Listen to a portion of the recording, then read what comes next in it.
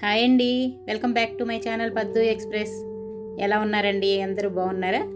నా వీడియోలు అందరూ చూస్తున్నారు కదా, లైక్ చేయటం మర్చిపోవట్లేదు కదా, అలాగే మీ ఫ్రెండ్స్ బంధువులు కూడా షేర్ చేయటం మర్చిపోవట్లేదు కదా.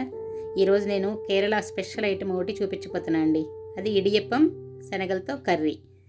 కావలసిన పదార్థాలు: బియ్యం పిండి 2 కప్పులు, అలాగే శనగలు 1 కప్పు, తర్వాత ఉల్లిపాయ ముక్కలు, టమాటాలు, 2-3 పచ్చిమిరపకాయలు, ఉప్పు, కారం, ధనియాల పొడి, జీలకర్ర పొడి, గరం మసాలా, అల్లం వెల్లుల్లి పేస్ట్, కొబ్బరి, నూనె, నెయ్యి.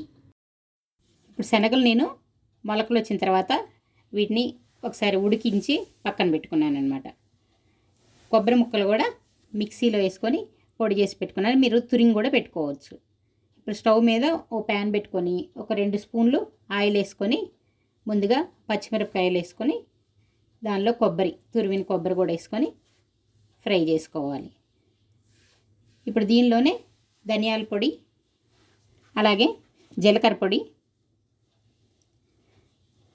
గరం మసాలా కూడా వేసుకొని తర్వాత ఇందులోనే కారం కూడా ఇందులోనే వేసేసుకుంటున్నాను. వేసుకొని వీటన్నిటిని బాగా ఫ్రై చేసుకోవాలి. కలర్ చేంజ్ అవ్వాలన్నమాట. ఇది కొబ్బరి కూడా బ్రౌన్ కలర్ వచ్చిన తర్వాత దీన్ని చల్లారిన తర్వాత మిక్సీలో కొంచెం వాటర్ వేసుకొని పేస్ట్ లాగా చేసి పక్కన పెట్టుకోవాలి. ఇప్పుడు స్టవ్ మీద ఒక ప్యాన్ పెట్టుకొని ఒక 2 స్పూన్లు ఆయిల్ వేసుకోవాలి. ఆయిల్ కొంచెం కాగిన తర్వాత దీనిలో మనం సన్నగా తరిగిన ఉల్లిపాయలు వేసుకొని కొంచెం సాల్ట్ వేసుకొని, ఉల్లిపాయలు తొందరగా వేగటానికి కొంచెం సాల్ట్ వేసుకొని బాగా కలుపుకొని కొంచెం వేయించుకోవాలన్నమాట. కొంచెం ఉల్లిపాయలు ట్రాన్స్పరెంట్ అవ్వాలి. దీనిలోనే 2-3 పచ్చిమిరపకాయలు కూడా వేసుకొని ఇవి కూడా వేయించుకోవాలి.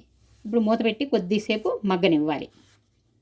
ఇది మగ్గిన తర్వాత సన్నగా తరిగిన టమాటా ముక్కలు కూడా వేసుకొని కొంచెం అవి కూడా మెత్తబడే వరకు వేయించుకున్న తర్వాత ఇప్పుడు అల్లం వెల్లుల్లి పేస్ట్ వేసుకొని అది పచ్చివాసన పోయే వరకు వేయించుకోవాలి. ఇప్పుడు దీనిలో ముందుగా ఉడకబెట్టి ఉంచుకున్నాం కదా మొలకలు వచ్చినవి శనగలు, అవి కూడా వేసుకుంటున్నాము. వేసుకొని బాగా కలుపుకొని ఇప్పుడు మిక్సీలో కొబ్బరి పేస్ట్ని పొడి చేసి పెట్టుకొని మిక్సీలో పేస్ట్ చేసి పెట్టుకున్నాం కదా దాన్ని కూడా ఇందులో వేసుకొని బాగా కలుపుకోవాలి. బాగా కలిసిన తర్వాత దీనిలో ఇప్పుడు కర్రీకి సరిపడా నీళ్లు పోసుకోవాలి. నేను మిక్సీ జార్లో కొంచెం నీళ్లు తొలిపి పోసుకుంటున్నాను. అలాగే ఇంకొంచెం ఎక్సెస్ నీళ్ళు కూడా ఇంకొంచెం పోసుకుంటున్నాను. చూడండి, బాగా నీళ్లు పోసుకొని మనకి కర్రీ ఎంత థిక్నెస్ కావాలో చూసుకొని చివరిగా మళ్ళీ మొత్తానికి సరిపడా ఉప్పు వేసుకొని కలబెట్టుకొని కాసేపు ఉడికించుకోవాలి. చూడండి, ఉడికిపోయింది కర్రీ, ఆల్మోస్ట్ అంతా ఉడికిపోయింది. చూసారా? ఇలా ఉడికిన కర్రీని పక్కన పెట్టుకొని ఇప్పుడు మనం ఇడియప్పం చేసుకోవడానికి రెడీ చేసుకోవాలన్నమాట. ఇడియప్పంకి ఇప్పుడు బియ్యపిండి 2 కప్పులు తీసుకున్నాను.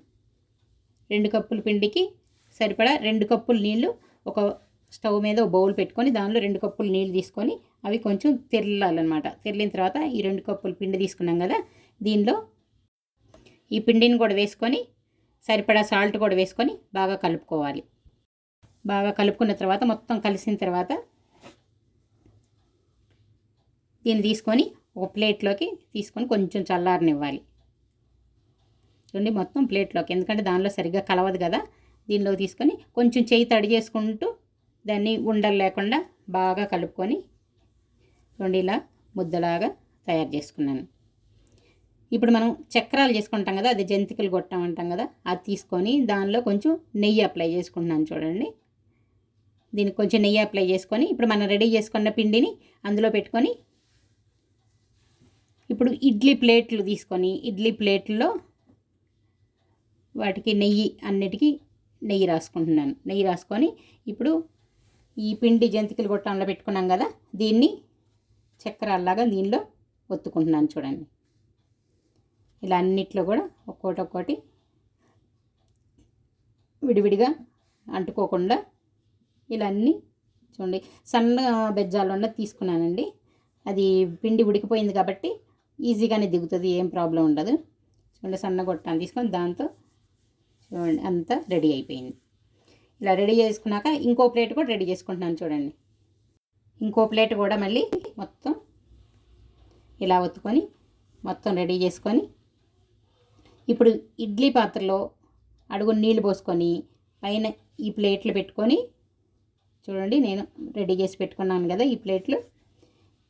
ఇవి పెట్టుకొని మూత పెట్టి ఒక 10 నిమిషాలు మీడియం ఫ్లేమ్లో, ఒక 5 నిమిషాలు లో ఫ్లేమ్లో ఉడకనివ్వాలి.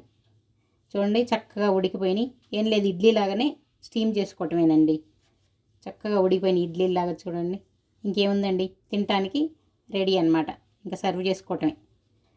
చూడండి, తీసి చక్కగా ఆ కర్రీతోటి సర్వ్ చేసుకుంటే ఎంతో టేస్టీగా ఉండే ఇడియప్పం కర్రీ రెడీ. చూడండి, సర్వ్ చేసేసుకున్నాను. ఇలాగా దీంతో కలుపుకొని తింటే ఇడియప్పం చాలా చాలా టేస్ట్గా ఉంటుందండి. ఇది కేరళ స్టైలు. చూడండి, ఇది ఎలా తినాలో కూడా చూపిస్తున్నాను చూడండి. దీన్ని కొంచెం తీసుకొని ఈ కర్రీ కూడా కొంచెం తీసుకొని ఇలా తింటే ఎంతో టేస్టీగా చాలా చాలా బాగుంటుందండి. చూసారా, కేరళ స్టైలు ఇడియప్పం శనగల కర్రీ చాలా బాగుంది కదా. మీరు కూడా ఇంట్లో తప్పకుండా దీన్ని ట్రై చేయండి. ఎలా ఉందో కామెంట్ సెక్షన్లో నాకు కామెంట్స్ పెట్టండి. అలాగే మర్చిపోకుండా లైక్ చేయండి. మీ ఫ్రెండ్స్కి, బంధువులకి అందరికి కూడా షేర్ చేయండి. ఇంకా సబ్స్క్రైబ్ చేసుకొని వాళ్ళు ఉంటే త్వరగా సబ్స్క్రైబ్ చేసుకోండి. ఇలాంటి వీడియోలు ఎన్నో మీరు చూడగలుగుతారు. అలాగే నేను ఇంకో వీడియోతో మళ్ళీ మీ ముందుకు వచ్చే వరకు మీ దగ్గర సెలవు తీసుకుంటున్నాను. బాయ్ బాయ్ అండి.